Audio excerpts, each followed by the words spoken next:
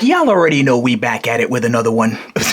Ladies and gentlemen, give it up for Lego Transformers Bumblebee movie Shatter version 3. Wow. Okay, now here we have Shatter in her red Plymouth GTX muscle car vehicle mode. Looking pretty avance. Looking pretty OD. Huh? Yo, you good, Brody? What happened? Nah, I'm good. But my mans, the thing you gotta understand is a lot of the people watching aren't from New York. So they're not gonna know what you're talking about when you're using all this slang up here in your videos, bro.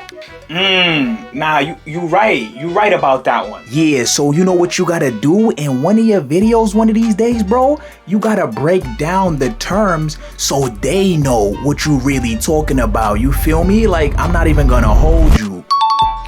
I'm not even gonna hold you. A phrase put in front or behind a damning statement to inform the other party that what you just said was truthful, but no disrespect was intended. Oh.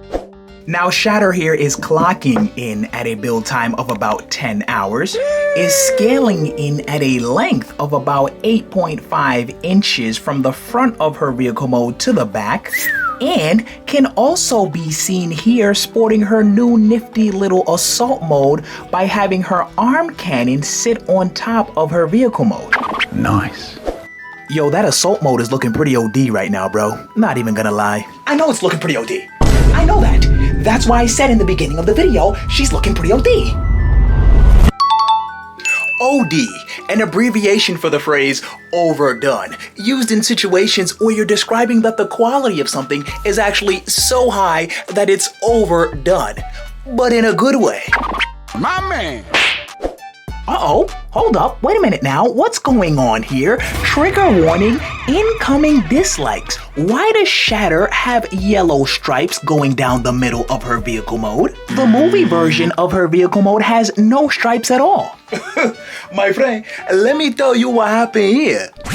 So before this, I built Transformers Bumblebee movie Dropkick, and as I was building Dropkick, I found this cool rendition of the vehicle mode that actually had white stripes going down the middle of it.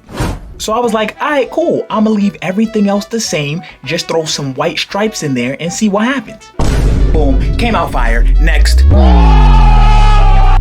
So I said, alright, I'ma run it back with the Shatter this time, but not with the white, with the yellow. And boom, came out fire. Next. Boom, came out fire. An exclamation of excitement, but at the same time, a phrase used in situations in which you're describing that the quality of something is actually so high that item could actually ignite into flames, but in a good way.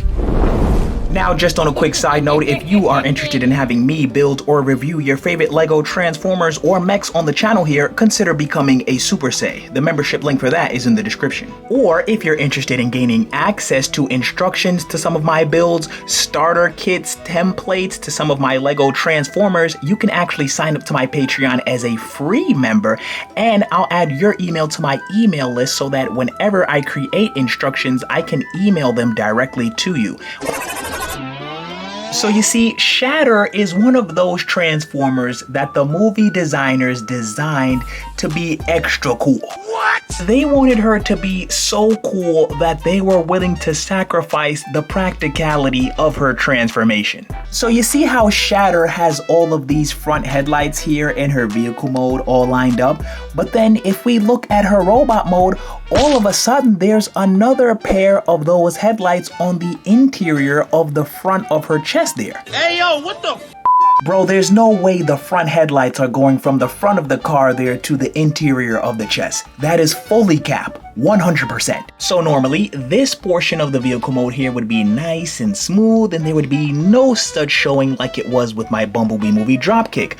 But in order to keep the build movie accurate, I actually had to create a false pair of headlights that are embedded within the chest that flip out in her robot mode so that she could be 100% movie accurate. Well, you know, not really 100% movie accurate, but more movie accurate than she would have have looked had she not had them. And you know what? Let's see how that robot mode even came out. Like, after all of that, let's see if it was even worth it. See now, just based off of that sound effect alone, you already know I'm satisfied with the version 3 here. Just based off of that sound effect alone. Hold up though, let's take it back. Let's bring it back to the forgotten files. Let's run it back to the lost tapes. Because bro, not just one day you wake up and build a Lego Transformers Shatter version 3 that looks like this. Not just one day you wake up and do that. Okay, so we going back 2 years to the version 1, bro. Looking pretty basic. Looking pretty underdeveloped. It's alright though, we had to start somewhere. Fast forward to the version 2, please. Okay, drop the version 2 a year later. Looking pretty advanced, you know, not gonna lie. Looking pretty astute.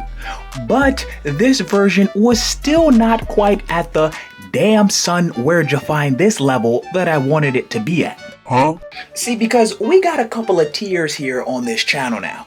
We got basic, then we got avance, Yeah, then we got elite, and then after that, we got...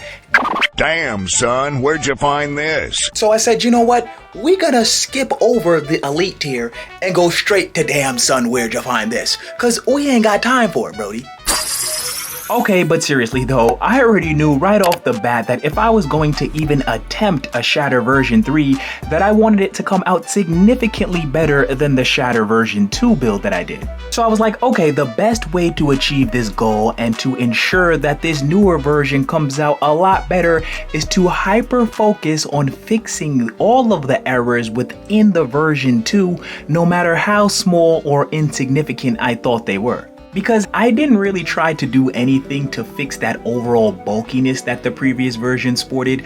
I didn't try to get the wheels in Shatter's robot mode to be in the correct positions that they're supposed to be in on her limbs.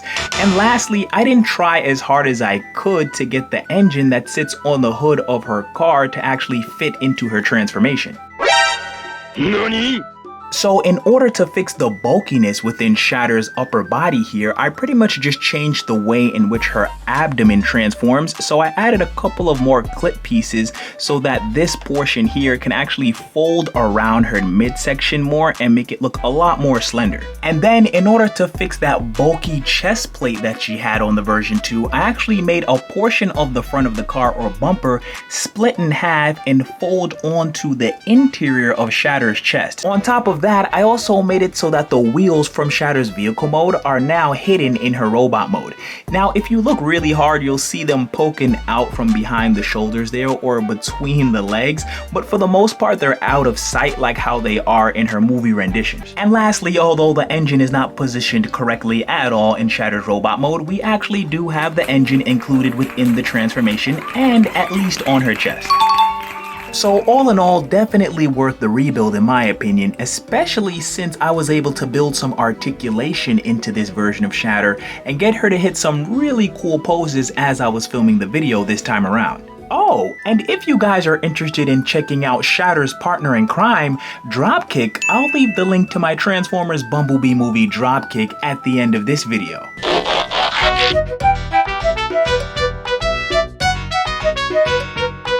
Damn, son, where'd you find this?